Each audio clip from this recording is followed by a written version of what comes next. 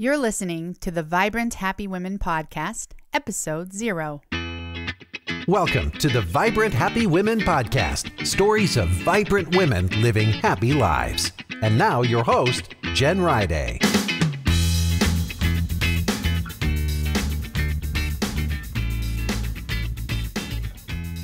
Hey there, I am so glad you're here. This is the first episode of the Vibrant Happy Women Podcast, and I'm Jen Riday. Today we're going to have a quick 10-minute little chat where I can tell you my vision for this podcast and introduce myself. Before we get started, I wanted to tell you that everything we talk about here can be found over at jenriday.com/00. In honor of the Vibrant Happy Women launch, we are going to give away $50 cash to one lucky email subscriber every Thursday this summer. So head on over to jenriday.com/00 to subscribe to Vibrant Happy Women. Starting with episode 1, we'll launch into our interviews with some amazing women. You're going to get to hear powerful stories of women who are striving to live vibrant, happy lives, even when their lives have been hard or continue to be hard. Now, this doesn't mean these women are fake happy or perfect. On this podcast, you're going to hear from real women who have problems, struggles, trials, hardships. You're going to hear from stay-at-home moms, entrepreneurs, authors, and more. You'll hear stories of abuse, chronic health issues, depression, loneliness, loss, addiction, family conflict, and more. This might sound a little heavy, but we know life can be heavy sometimes. The inspiring part is hearing how these amazing women have used their creativity, inspiration, and spirituality to overcome these struggles. If you're looking to be motivated, inspired, or to just be a little uplifted each day, then you're in the right place. We're going to provide you with the perfect, uplifting entertainment you can do while you're cooking, exercising, driving to work, or really anything where you want to be a little more uplifted each day. So let me tell you a little bit more about how each episode is going to go. On each episode of Vibrant Happy Women, I'll be interviewing an amazing woman, and we'll begin by having her share her favorite quote or life motto with us. From there, we delve into her low point, a time in life when she really struggled, and then we'll go to the point where she triumphed over that struggle, and she'll share exactly, step by step, what that felt like for her and how she made it out of that struggle or low point. After that, we discuss how she's living a vibrant, happy life today. And then we'll talk about a few of her favorite things, including her favorite easy meal, favorite book, and so on. And then we end each episode with our guest's happiness formula. This is a step-by-step formula of actions or attitudes or beliefs that help her to feel happy each day. Now that I've told you a little about the show, let me tell you more about myself and why I've decided to do this podcast. I'm Jen Riday, and I'm a life coach and now a podcast host. And I really believe that there are too many unhappy women out there. It's my goal to help as many women as I can to be happy and vibrant and joyful and just feel really excited about life. And that's why I'm here hosting this podcast. As I interview these amazing women, we can learn from them and carry their ideas forward into our own lives. I was born and raised in Iowa. I grew up on a farm outside of a tiny little town. My parents raised hogs and cattle, and they had fields of corn, soybeans, and alfalfa. My 2 brothers and I were raised to work hard, but we also had a good life. We had a lot of fun there on the farm. At 18, I left home and went to Grinnell College in Grinnell, Iowa, where I majored in psychology and child development, after which I went to grad school at Iowa State University and received my PhD in human development and family studies. During the 5 years I was at Iowa State, I met and married my husband Heathcliff, and we had our first 2 kids. After my husband completed his own PhD in plant breeding, he took a job in Madison, Wisconsin, where we continue to live today, and we absolutely love it. I decided to be a stay-at-home mom for my 2 boys once we moved to Madison. And over the next decade or so, we had 4 more kids. So we have a total of 6 kids now, 3 boys and 3 girls in that order, ages 15 down to 2. In 2015, 2 years after the birth of my last child, Cora, I decided to become a certified professional life coach. Aside from being a mom, nothing I've ever done has been more fun or more uplifting than being a life coach. I've learned the number one thing that prevents most women from having success is a belief that life happens to them. Once a woman learns that happiness and success really are a choice and that she absolutely can be happy and successful no matter what her background, no matter what her genetics, that woman becomes unstoppable. And now in 2016, I'm so excited to have the privilege of launching the Vibrant Happy Women podcast. Why am I doing this, you might ask? Well, over the years, I have been so inspired by women who have experienced struggle but still managed to be positive and upbeat and successful. And I want to bring stories like this to you. I thought it would be fun if I go ahead and interview myself, answering the interview questions I'll be asking future guests.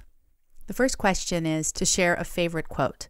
Mine is by Nietzsche, and he said, "Those who were seen dancing were thought to be quite insane by those who could not hear the music."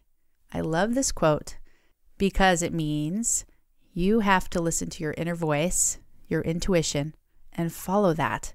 And you're the only one that can hear that. Others might laugh or mock you or think you're crazy, but you can't listen to them or care what they think. You have to do what you feel called or born to do. The next question is about the low point. So my low point came 5 years ago after I suffered a miscarriage.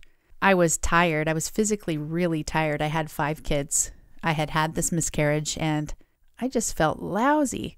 I was exhausted by the endless laundry, cleaning, cooking, my kids fighting.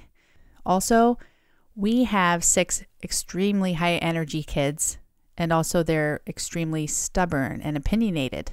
I like to joke that I gave my kids ADHD and my husband gave them Asperger's. All joking aside, and though not all our kids are diagnosed, they really are high energy and strong-willed children. There was one day when the principal called and all 3 of my elementary kids at that time had been in his office that day. So many times I thought to myself, what am I doing wrong? I have this degree in human development and family studies. I should be good at this. Why are we struggling so much? Adding to this, my husband is a scientist. He loves to talk about information. Me, on the other hand, I love to talk about feelings. I love to talk about how I'm feeling and why I feel that way, what others are feeling and why they feel that way. And after a while of conversations like this, my husband can get a little exasperated. So throughout this really hard stretch of time, when I was exhausted and depleted and my kids were getting in trouble, I really needed emotional support from him. And he gave it to the ability he can, yet I felt like he needed to change and improve in this area. I really felt resentful towards my husband because he couldn't really understand how I felt.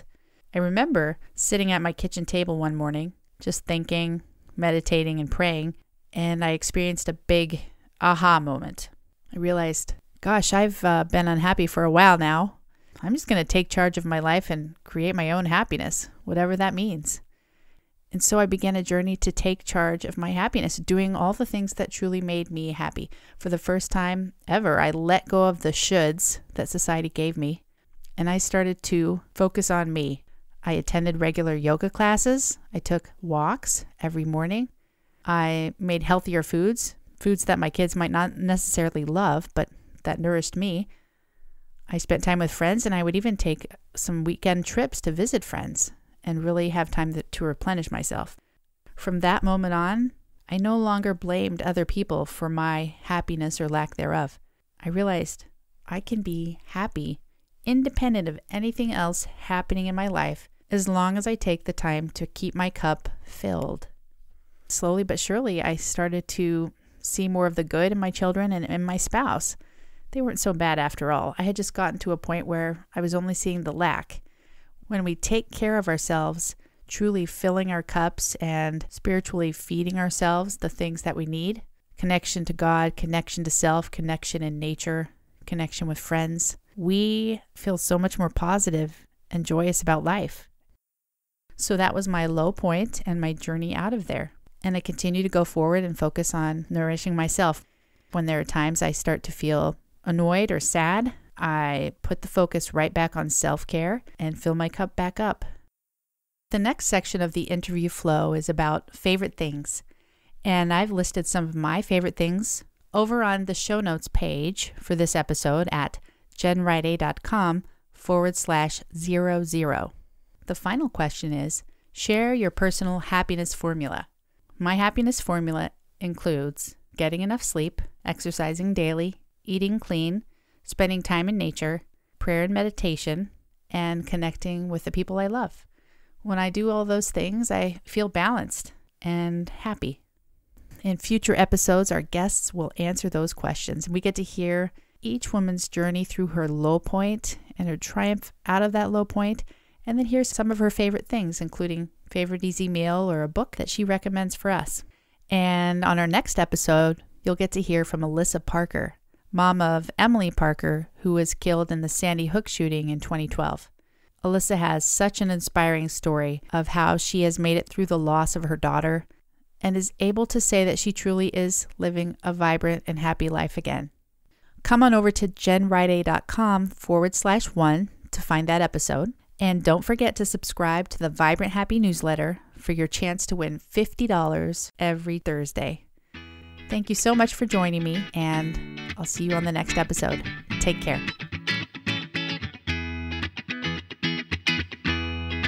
Thanks for listening to the Vibrant Happy Women podcast at www.jenriday.com.